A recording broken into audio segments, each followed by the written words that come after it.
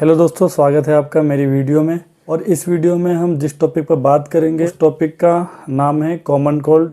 अभी जो सर्दी का मौसम चल रहा है हमारे इंडिया में, मोस्टली इन नॉर्थ इंडिया, यहाँ पर ज़्यादा ठंड पड़ रही है इस टाइम पर, और ऑल ओवर इंडिया में भी ठंड पड़ रही है इस टाइम पर, और जिस वजह से सबके घर में किसी न किसी फैमिली मेम्बर को सर्दी, कॉमन कोल्ड, खांसी की प्रॉब्लम होगी। तो दोस्तों, इन सर्दी, खांसी, जुकाम में जो भी दवाइयाँ यूज़ होती हैं उन दवाइयों के बारे में मैं आपको डिटेल्स में बताऊंगा इस वीडियो में। तो ध्यान से वीडियो देखिए और पूरे वीडियो को देखकर दवाइयों के बारे में जानकारी लीजिए। तो चलिए दोस्तों, शुरू करते बिना किसी देरी के। तो दोस्तों, कॉमन कोल्ड और सर्दी में जो एकदम नॉर्मल दवा यूज होता है उसको हम एंटी हिस्टामिन कहते हैं। एंटी हिस्टामिन हिस्टामिन के एक्शन को ब्लॉक करती है बॉडी में, और अपना सर्दी को और एलर्जी को ठीक करती है। दोस्तों, ये हिस्टामिन होता क्या है? दोस्तों, हिस्टामिन जो है बॉडी में अगर इन्फेक्शन वगैरह या फिर कुछ भी प्रॉब्लम होता है तो उस वजह से बॉडी में पैदा होता है, और ये ब्लड वेसल को वाइड मतलब फैला देता है और स्किन को स्वेल कर देता है। फिर इस वजह से हमको सर्दी, रेडनेस, चकत्ते, दाने, ये सब होते हैं। तो दोस्तों, इसमें हम लेते हैं एंटी हिस्टामिन नाम का ड्रग, और इसमें जो ड्रग आते हैं उसके नाम होते हैं सिट्रिजिन, लिवोसिट्रिजिन, और फिर आपका क्लोरफेनिरामाइन मेलिएट, फेनिरामाइन मेलिएट एंड फेक्सोफिनाडिन। और दोस्तों, जो एकदम दूसरा जो नॉर्मली लिया जाता है सर्दी में उसको कहते हैं LTRA। LTRA का मतलब होता है leukotriene receptor antagonist. And leukotriene receptor antagonist काम कैसे करता है? दोस्तों, ये जो ल्यूकोट्रिन होता है उसके एक्शन को बॉडी में ब्लॉक कर देता है, फिर अपना काम करता है। और ल्यूकोट्रिन से प्रॉब्लम क्या होता है? दोस्तों, ये जो ल्यूकोट्रिन होता है, ये जो एयर वे, हमारा सांस लेने की जो नली होती है उसको टाइट कर देता है, प्रोडक्शन करता है म्यूकस का, बलगम का और प्लस लिक्विड का, जिस वजह से हमको बलगम वगैरह होती है और सांस लेने में दिक्कतें होती हैं। फिर दोस्तों, जो तीसरा एकदम नॉर्मली यूज होता है उसको अल्फा-1 एगोनिस्ट कहते हैं। अल्फा-1 एगोनिस्ट क्या करता है? ये अल्फा-1 रिसेप्टर को एक्टिवेट कर देता है, और अल्फा-1 अल्फा-1 रिसेप्टर एक्टिवेट होकर उस अपना असर कैसे करता है? जैसे दोस्तों, हमको सर्दी में नाजल कंजेशन होता है, नाक में लिक्विड वगैरह जो जमा हो जाता है, ये क्या होता है? अगर हमारा जो अल्फा-1 है डीएक्टिवेट रहता है तो इस वजह से होता है। तो ये अल्फा-1 एगोनिस्ट क्या करता है? अल्फा-1 रिसेप्टर को एक्टिवेट करके नाजल कंजेशन जो फॉर्म होता है उसको फॉर्म होना बंद कर देता है, क्योंकि वो आर्टरीज को कंस्ट्रिक्ट कर देता है अल्फा-1 रिसेप्टर एक्टिवेट होने के बाद में। फिर दोस्तों, जो चौथा एकदम नॉर्मली यूज होता है उसको एंटीबायोटिक कहते हैं, और इसमें जो कॉमनली यूज होता है एक सर्दी खांसी में एंटीबायोटिक, उसको अमोक्सिसिलिन कहते हैं और प्लस अजिथ्रोमाइसिन कहते हैं। तो चलिए दोस्तों, जानते हैं ये सब कैसे बॉडी में और कौन कौन सा कब कब कैसे असर करेगा, वो तो मैंने आपको बता दिया, बट कौन सा दवा कब और कैसे लेना है वो भी बताता हूँ। तो दोस्तों, नॉर्मल अगर आपको सर्दी है तो आप सिट्रिजिन का इस्तेमाल कर सकते हैं। तो दोस्तों, सिट्रिजिन दो टाइम ले सकते हैं, ये 5 mg और 10 mg में अवेलेबल होता है। अगर बाय चांस आपका सिट्रिजिन से सर्दी ठीक नहीं होता तो आप लिवोसिट्रिजिन का इस्तेमाल कर सकते हैं। लिवोसिट्रिजिन सिट्रिजिन के तरह ही होता है, बट ये इसका जो आधा डोज होता है और सिट्रिजिन के पूरे डोज के बराबर होता है। इसका 2.5 mg का डोज उसके सिट्रिजिन के 5 mg के डोज के इक्वल होता है। और मान लीजिए दोस्तों, अगर आपका सिट्रिजिन लिवोसिट्रिजिन से भी ठीक नहीं होता है तो आप क्लोरफेनिरामाइन मेलिएट को ले सकते हैं।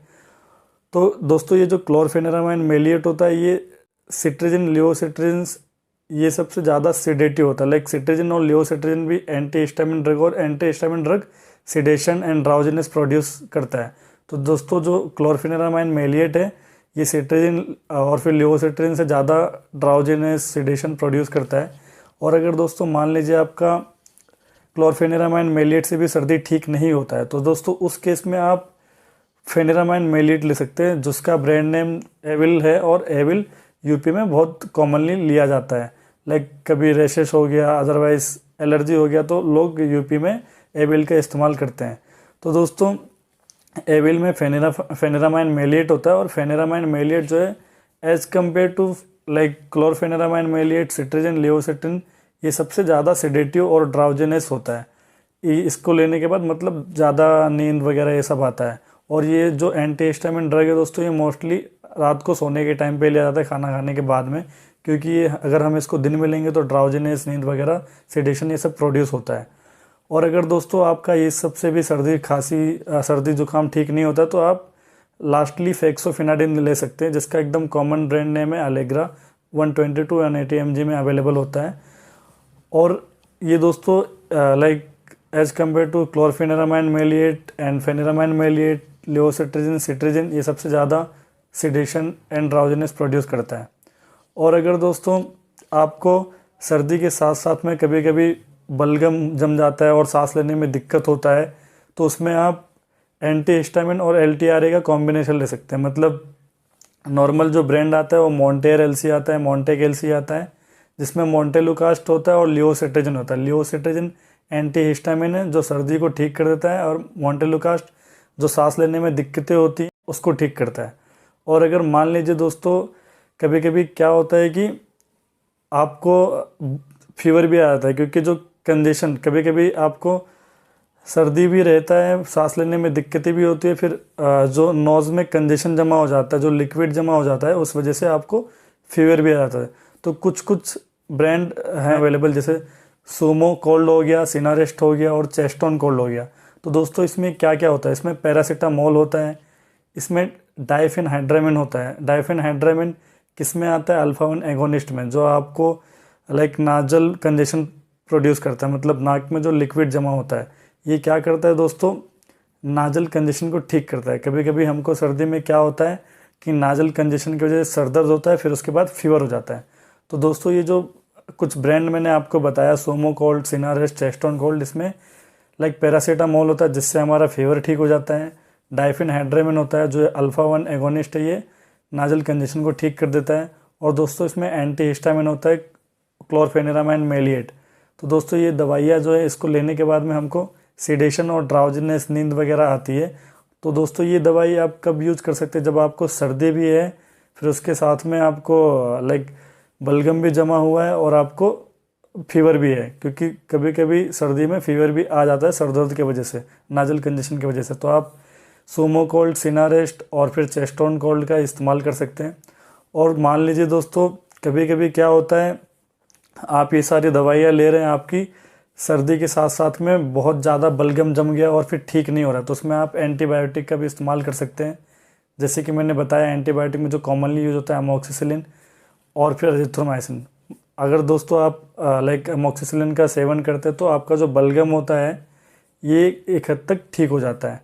फिर उसके बाद अगर मान लीजिए आपको कभी कभी खांसी, सूखी खांसी आती है और गला दुखता है और बहुत ज़्यादा दर्द होता है गले में, तो आप उस केस में अजिथ्रोमाइसिन का सेवन कर सकते हैं। क्योंकि दोस्तों उस थ्रोट इन्फेक्शन होता है, थ्रोट इन्फेक्शन मोस्टली अजिथ्रोमाइसिन से ठीक हो जाता है।